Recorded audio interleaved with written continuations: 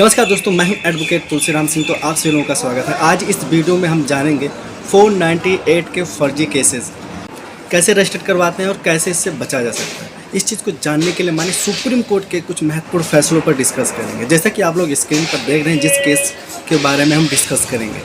इस केस में होता क्या है, हस्बैंड हिसार का रहने वाला होता है और जो वाइफ होती है उदयपुर की रहने वाली होती है। सबसे पहले वाइफ क्या करती है, हिसार में एक कंप्लेंट करती है अपने पति के अगेंस्ट 498A IPC के तहत कंप्लेन रजिस्टर्ड भी होता है। और उसके कुछ समय बाद सेम केस को, सेम चीज़ को उदयपुर में भी रजिस्टर्ड करवाया जाता है। अब एक ही मैटर को, एक ही केस को दो जगहों पर रजिस्टर कर दिया जाता है। एक ये बहुत बड़ी क्या कहते हैं, लीगल मिस्टेक है, जिस पर जो कंप्लेन करने वाला होता है उसके फंसने के चांसेस बहुत ज़्यादा होते हैं और यहाँ तक फंस भी जाते हैं।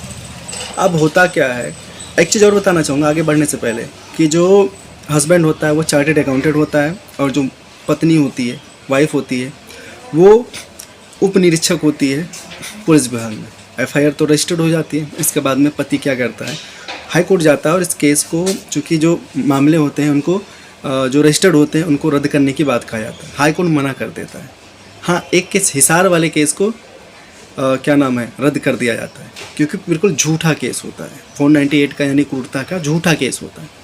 इसके बावजूद पति जब देखता है हाई कोर्ट से कोई रिलीफ नहीं मिलती है, तो पति सुप्रीम कोर्ट में जाता है और सुप्रीम कोर्ट में इस केस की सुनवाई शुरू होती है। सभी दलीलों को सुनने के बाद में, रिकॉर्ड में जो भी एविडेंस पेश किए जाते हैं, उन सभी एविडेंस को देखने के बाद में माने सुप्रीम कोर्ट द्वारा जो पत्नी यानी वाइफ के जो फादर होते हैं, ससुर होते हैं पति के, उनके ऊपर 5 लाख रुपए का जुर्माना लगाया जाता है, जिसमें निर्देश दिया जाता है 2.5 लाख रुपया हस्बैंड को मुआवजा के तौर पे देना होगा और 2.5 लाख रुपया सुप्रीम कोर्ट के लीगल डिपार्टमेंट में जमा करना होगा, क्योंकि ये केस केवल पति को परेशान करने के लिए ही रजिस्टर किया जाता है। अलग अलग जगहों पर एक केस रजिस्टर होने के बाद में दूसरी जगह पर केस रजिस्टर करने का कोई तुक नहीं बनता है और ना ही लॉजिक। तो चूँकि ये एक फर्जी केस होता है और इसी आधार पर केवल पति को परेशान करने के लिए किया जाता है, इसलिए माने सुप्रीम कोर्ट के विद्वान जस्टिस द्वारा सभी जो भी आपराधिक कार्रवाई चल रही होती है 498 के तहत पति के अगेंस्ट, सारे को रद्द कर दिया जाता है और जो अपील होती है उसको एक्सेप्ट कर लिया जाता है।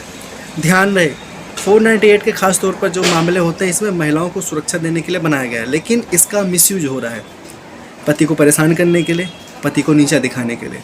इन चीज़ों पर रोक लगाते हुए मैंने सुप्रीम कोर्ट ने कहा, चिंता व्यक्त किया था कि चूँकि ये बहुत बड़ा गलत है। हाँ चलो मानते हैं, वाइफ के अगेंस्ट अगर कुछ गलत होता तो ये कंप्लेन किया जा सकता है, लेकिन जो राज की मशीनरी है उनका उपयोग पति को परेशान करने के लिए बिल्कुल नहीं किया जा सकता है।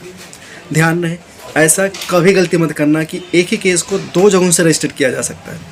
एक केस को एक ही जगह से रजिस्टर कीजिए, क्योंकि सेम केस को इस पर माने सुप्रीम कोर्ट द्वारा उदयपुर पुलिस की भी निंदा की जाती है कि देख, आपने कंप्लेन रजिस्टर करते समय ये नहीं देखा कि सेम केस है।